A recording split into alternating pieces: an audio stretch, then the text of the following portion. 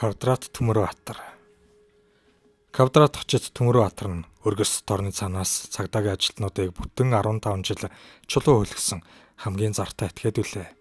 Тэрбээр хурандаа найдангийн хүү Бацүхийг алаад хаана болсныг би мэднэ хэмээн өчнөн олон молгодож талигаачин зогтцыг хайж энд тэнд газар ухуулсан нүгэлтэн бөгөөд нийтдээ 105 жилийн ял сонсож 95 жилийн ял заагдаж Монголд дээд амжилт тогтоосон хүн. Халахын шоронд түүн шиг чулуу хөөлөгдөг хүнийг эхэн барьж үгүй.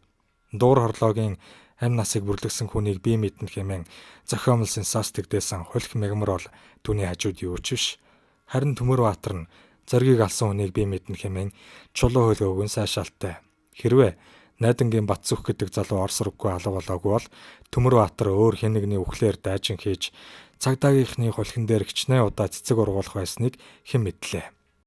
Бацүх гэдэг залуу 1974 оны 9-р сард гэрээсээ гараад өнөө хүртэл олдохгүй 26 жил болж байна. Төмөрбаатар нь шоронгоос төр даалтанд гарах мэргэн арга сэтэж 1982 оны 1-р сард цагдаагийнханд доорх мэдүүлгийг өгчээ. Батмүх насан буян Бацүх нар хэрлэн ресторанд архитж байгаад сүүлдээ цогтоод хоорондоо зодтолдож Батмүх Бацүхийг зохиж унахдад Бацүх өгчихсөн. Тэгээд цагаан давааны хогонд түүний цогцсыг болсон. Одоо намайг даалтанд гаргаж өг. Мөн бэрлэгийн колонд байгаа найз нартай минь уулзуулж өг гэсэн болцолт болгочээ. Цагдаагийнхан түүний хүсэлтийг ёсоор болгосон боловч Бацүхийн цогцсыг цагаан даваанаас хайгаад олсонгүй. Ингээд 1984 оны 11-р сард Төмөрбаатар дахин чулуу хөөлгөв.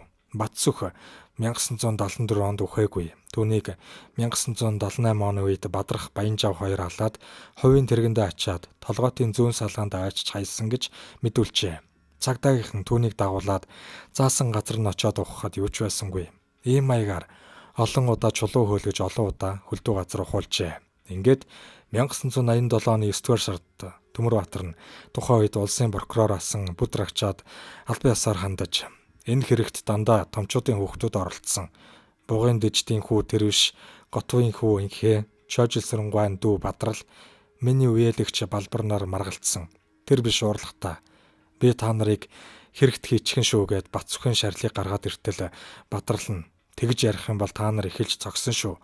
Унвал бүгдээрээ унна гэж байсан. Би цогцсыг хоёр нүдэрээ үтсэн. Хаа байгаа газрыг нь хэлэхгүй. Харин намайг эмнэлэг твтүүл эсвэл даалтанд гарга.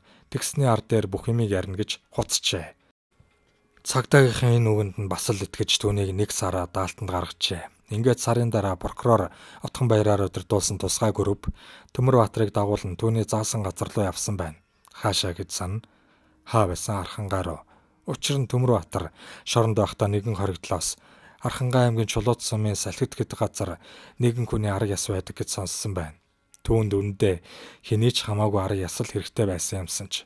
Гэвч Архангаа аймгаас юу ч олдсонгүй.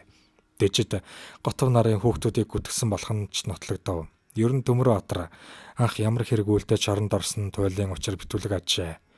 1950 онд төрж 1971 онд хуулийн дээд сургууль төгсөж 1972 оноос засан хүмүүжлэх газар хэрэг бүртгэгч 74 онд Хязгаарын цэргийн ангид төлөөлөгч 1977 онд Дорноговь аймагт хэсгийн төлөөлөгч хийж байгаад халагдчихэ. Тэгээд л хэрэгт татагдсан байна. Уг нь хуульч бөгөөд мэргэжлээ ашиглаж хуулийнхнаар дайжин хийж байгаа нь энэ. Даалтанд гараад тэр бас зүгээр суусангүй. Хэд хэдэн үнд хутга тулган дээрэм хийж хэд хэдэн айлыг ухсан байна. Сайн гихчийн цулааж аваад цагдаагийнханд хуурамч газар зааж өгч баахан ухуулчаад энэ Бацүхийн шарил биш байна. Би худлаа хэлсэн юм гэж хэлээд л шорондоо буцаад морилно. Даалтанд байхдаа гадаад руу дөрвөөд гарч хаагүй нь бас яамаа. Эсвэл Хөвсгөл аймгийн харьяат уулын төмөр шиг битүү модтой ууланд очиод бүгчхээг нь бас яамаад. Ингээд бодоход тэр шоронд суух нилээд дуртай бололтой юм. Үе даалтанд гарч цулаагаад Гяндангийн хавчигтмал өрөөндөө буцаж ороод гараа салгавчлаад хэвтэх нь түүнд дээдийн жаргал ажээ. Архангаа руу чулуу үлгснээс хойш Төмөрбаатар нэг хэсэг чимээгүй байж байгаад 1991 оны 10-р сард Авдрантын хорхингаас хурандаа дорж боломд загтал бичиж даруйхан уулзахыг хүссэн байна. Энэ удаад түүний зохиосон сэтгэмж цагдаагийнханд дэндүү ихтгэл төрүүлжээ.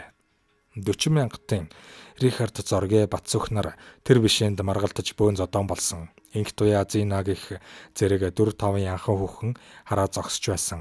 Айхтар хүчтэй зодон болсон тул бац өх газар дээрээ өгсөн. Ингээд би Москвич машин цогцыг ачаад тэрэлжээхэнд авчиж болсон гэх зэргээр маш урт мэдүүлэг өгчээ. Хариуд нь мөн л даалтанд гарах эсвэл гяндангаас ганц удагт ирж дэглэн буурах болцол тавьсан байна. Тэгээд түүнийг тэрэлжийн ам руу дагуулж очиод баахан газар малтуулаад юу ч олсонгүй. Одоо Төмөрбаатарын толгойд ямар ч сэтгэмж байхгүй болоо биз. Гэтэл бас үгүй юм аа. 1992 онд дахиад нэг сэтгэмж зохиов. Би урд өмнө дандаа худлаа ярьж байсан. Одоо харин үннийг хэлнэ. Яагаад чулуу ойлгосон бэ гэвэл намайг гяндалсан хуулийнханд хомдохдоо тэднэр даажин тохуу хий гэж шийдсэн юм. Одоо олон удаа даажигнлаа одоо болсон. Миний хэлэх одоогийн мэдээлэл бол маш үнэтэй шүү. Надад 10 хоногийн чөлөө өг. Мөн 10,000 төгрөг өг. Тэгсэн цагт би Батсүхийн шарил хаана байгааг хэлнэ гэж солиорсон байна. Гэтэл цагдаагийнхан түүний үгэнд бас л итгэсэн байх юм. Төмөрбаатар мэдүүлэхдээ Батсүх жамган бадрахнаар архитаж байгаад хоорондоо зодолтоод Батсүхийг маахур толгой ингэр дээр хаячихсан юм билээ. Тэгээд Батсүх өгчихгүй юу?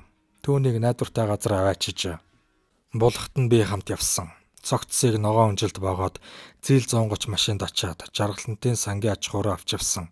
Охины хөтөл гэдэг газар болсон. Би болсон газараа яг олно. Олон удаа чулуу хөлөглөө. Энэ бол эцсийг шүү. Харин миний болцлыг биелүүлсэн цагт би зааж өгнө гэд ор үндэсгүй донгодсон байна. Ингээд цагдаагийнхантай хамт жаргалант явжээ. Юу ч олохгүй нь ойлгомжтой. Харин шөнө болоод морь харчгаад ирээ гэж хэлээд зогтчихсан гэдэг. Цагдаагийнхан түүнийг шүнжин ирж хаагаад үүрээр барьж авсан бэлээ. Тэгээд Төмөрбаатар бүх үннээ хэлв. Миний ярьсан бүгд худлаа. Батсүхийн шарилт хаанч байхгүй. Би энэ тухай юу ч мэдэхгүй. Иймэрхүү юмар тоглож ял нэмүүлэх хүсэл алга. Ерөөсөө би гянданд байх хувьтай хүн байна хэмээн үнэн сэтгэлээсээ өчжээ. Ингээд тэр 1992 оноос хойш бүтэн 5 жил Батсүхийн талаар ганц ч үг ган хийсэнгүй. Харин 1997 онд зохиолч сэтгүүлч Барамсааг гойд хандаж би олон жил чулуу хөөлгсөн. Одоо миний тоглоом дууссан. Гэхдээ эцсийн үгээ хэлээ. Батсүхийн цогц хаана байгааг би яг мэднэ. Батсүх чинь игэмрүүгээ буудуулж өгсөн юм шүү дээ. Буун минийх буудсан хүн нь баасан. Цогцыг нь бид дархан даваачиж болсон. Би одоо яг олно. Энэ удаад би иймээ тиймээ юм хийх үсэхгүй. Яагаад гэвэл би гянданд өгч магадгүй болчихлоо. Өгөхөөс өмнө эх орондоо ганц удаа тусуулъя. Та намайг дархан руу аваад яваач гэжээ. Юмны наад цаад учрыг гадарлахтайгаа болсон гярхаа сэтгүүлч түүнийг яг л дагуулж явна гэж. Квадрат Төмөрбаатар гихч ийм нэгэн зартай гэмт хэрэгтэн гяндангийн яс цоочинд хэдэн жил ганхарт суусан түүхтэй. Дашрамд өгүүлэхэд Манжин ноёрхлын үе болоод Богдхаант засгийн үед байсан Батгүн шоронгийн суурин дээр байгуулагдсан ганц удагдах урдчлан хорих төв нь 1968 оны 7 дугаар сарын 29-нд ашиглалтанд оржээ. Энэ хугацаанд нийт 300 хоригдогчийг хүлээн авах чадaltaй 2 давхар барилга, нэгдсэн эмнэлэг, цэргийн байр нийлсэн уг төвд урдчлан саатуулах арга хэмжээг хэрэгжүүлж ирсэн юм. Мөн тэнд агаар гэрэлгүй чихтэй өрөө эвдэрч муудсан хан туурны дунд 700-аад хоригдох стоор дац зэтрүүлэн хүний эрхийн ностой зөрчил үүсч байдаг. Ганц удгийн ашиглах хугацаа дуусч хэрэгс сэтэрсний дараахан л шин төв барих зайлшгүй шаардлагааг хүлээн зөвшөөрснөөр 2007 оны 8 дугаар сараас одоогийн ТЭЦ 4-ийн урд дахь 20 ангийн барилгын ажлыг эхлүүлсэн. Ганц удагт сэжигтэн хоригдлоос ч доор нөхцөлд хорж хүний эрх зөрчгөөс эхлээд маш их асуудалтай газар байсан. Энэ буулгагдах шоронд зарим нь шүүхээр орж ял шийдвэрлээгүй сэжигтэн байж хэдэн жилээр мартагдаж зарим нь хормоо хүртэл хийж байсан түүх бий. Мөн Манжин үеийн харгас яргалаас ч давж гарахаар харгислалч тэнд явагддаг байсан тухай өгүүлэх хүн олон. Ядарсан хилмигдсэн сэжигтнээс эхлээд задарсан танхаа балгантууд шийдсэн алуурчдгээд бүгд л энэ хориход хоригдсон ял сонсдог байлаа.